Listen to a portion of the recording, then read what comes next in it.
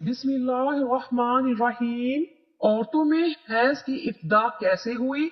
क्या ये लड़कियों के लिए सजा है? क्या ये सच है कि हजरत हव्वा अलैहिस्सलाम को सबसे पहले हैज आया जो अल्लाह की तरफ से उनके लिए सजा थी?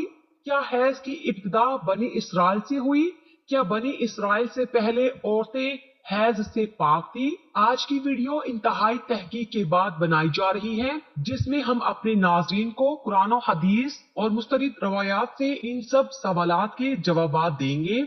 असल में इस मौजू पर बात करना इसलिए भी जरूरी है कि आजकल बहुत सी वीडियोस फैल रही हैं कि जिनमें गैर मुस्तनिद रवायात पेश करके सादा मुसलमानों को गुमराह किया जा रहा है। ऐसे ही वीडियोस देखकर हम सब अपनी माँ हजरत हव्वा अलैहिस्सलाम पर बुराई बांध देते हैं। बनी इसराइल की औरतें मर्दों के साथ मस्जिद में जाकर नमाज पढ़ा करती थी।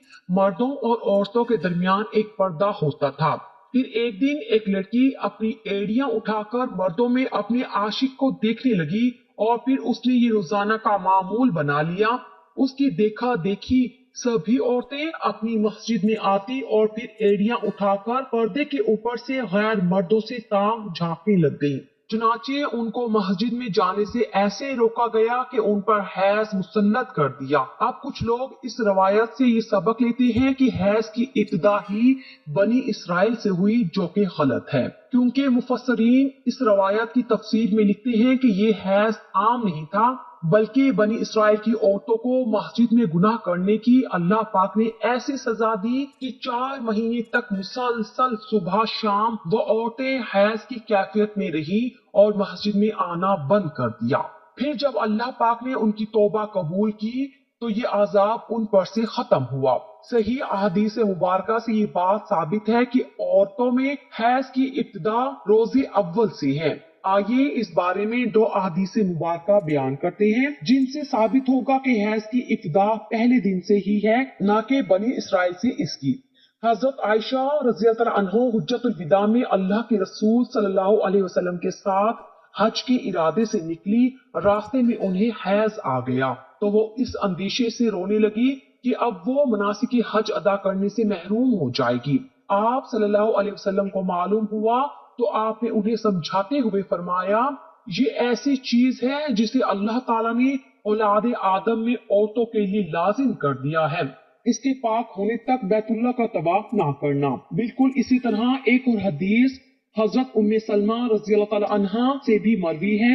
हजरत उम्मे सलमा रज़ियल्लाहु ताला अन्हा बयान करती हैं कि एक मौके पर रसूलुल्लाह सल्लल्लाहु अलैहि वसल्लम के पास थी कि मुझे हैज आने लगा। मैं वहां से उठ गई। आप सल्लल्लाहु अलैहि वसल्लम ने दरियाफ्त किया तो मैंने बताया कि मुझे हैज आने लगा है। आप सल्लल्लाहु अलैहि वसल्लम ने फरमाया, ये ऐसी चीज है जिसे अल्लाह ताला ने आदम की बेटियों पर लाजिम कर दिया है। इस मौजू पर इमाम बुखारी रहमतुल्लाह अलैह ने बुखारी शरीफ में एक बाब भी कायम किया है कि जिसका नाम हैज का आगाज कैसे हुआ है। इमाम बुखारी लिखते हैं, हुजूर अकरम सल्लल्लाहु अलैहि वसल्लम ने फरमाया, ये वो चीज है कि जिसे अल्लाह ने आदम की बेटियों पर लाजिम किया है। इमाम बुखारी मजीद लिखते हैं कि बाज लोग कहते हैं कि हैज का आगाज बनी इसराइल से हुआ है, जबकि इस मामले में नबी करीम सल्लल्लाहु अलैहि वसल्लम का इरशाद ज्यादा मोतबर है, चूंकि हुजूर सल्लल्लाहु अलैहि वसल्लम ने फरमाया कि अल्लाह ने हैज को आदम की बेटियों पर लाजिम किया है और इसलिए बनी इसराइल से पहले भी हजरत आदम की औलाद में हैज मौजूद था। अल्लामा इब्ने हजर अस्कलानी और फतहुल बारी में भी यही साबित किया गया है कि हैज इब्तिदाई तख्लीक से औरतों को आता रहा है। अब बात करते हैं उन रवायात की कि जिनमें ये कहा जाता है कि हैज की इब्तिदा हजरत हव्वा से हुई और ऐसा बतौर सजा हुआ। इमाम तिबरी रहमतुल्लाह अलैह सूरत बकरा की आयत नंबर 25 की तफसीर में हजरत अब्दुर्रहमान बिन ज़ैद रहमतुल्लाह अलैह की ये रवायत नकल करते हैं कि हजरत हव्वा को पहले हैज नहीं आता था, उनकी तख्लीक पाकीज़ा हुई, यहाँ तक कि उन्होंने अल्लाह की नाफरमानी की और ममनुआ फल खाया जिससे उनको जन्नत से निकाला गया और फिर उनको हैज और हमल की सजा दी गई। और लिखते हैं कि अल्लाह पाक ने तब फरमाया, मैंने तुझे पाकीज़ा बनाया था लेकिन तूने मेरी नाफरमानी की, इसलिए अब मैं तुझसे खून जारी कर दूंगा। इमाम तिबरी के अलावा बाकी तमाम मुसफ़्फ़िरीन ने इन रवायात को झुठलाया है और इन रवायात को गैर کافی نظیر ہے جس سے ہر ماہ عورت بلوغت سے سنوات تک دو چار ہوتی ہے اور اس کو صحت کی علامت سمجھا جاتا ہے. اسی ایج کے خون سے ہی بچے کی پرورش کی جاتی ہے. یہ اللہ پاک کا نظام ہے.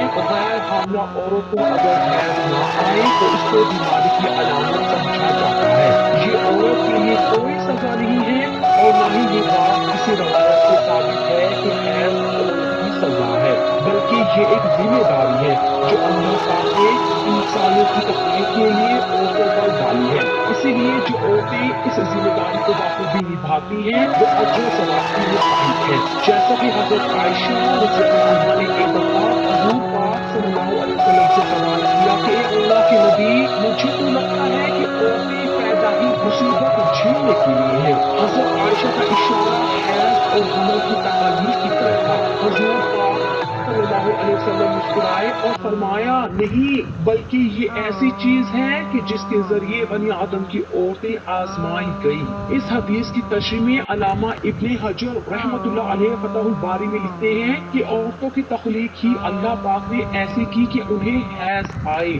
ان پر پہلے دن سے ہی لازم قرار دیا گیا. جو عورت اس پر صبر کرے گی تو وہ اجر کی مستحق ہوگی اور جو اس کو مصیبت اور برائی سمجھے گی تو وہ اللہ کی تخلیق میں عیب نکالے جیسے گناہ کی مرتکب ہوگی. امید ہے کہ اب آپ جان چکے ہوں گے کہ نہ تو یہ کوئی سزا ہے عورتوں کی اور نہ ہی اسے سزا کے طور پر حضرت حوا علیہ السلام پر مسلط کیا گیا اور نہ ہی حیض بنی اسرائیل کی عورتوں سے شروع ہوا، بلکہ حیض و حمل تو اللہ پاک کی آزمائش ہے عورتوں کے لیے جن کا اللہ پاک بروز قیامت عورتوں کو اجر عطا فرمائے گا. اے اللہ پاک ہماری تمام بہنوں کو اس آزمائش میں صبر و تحمل عطا فرما، ہم گناہوں سے دور ہو جائیں اور نیک اعمال کرتے رہیں.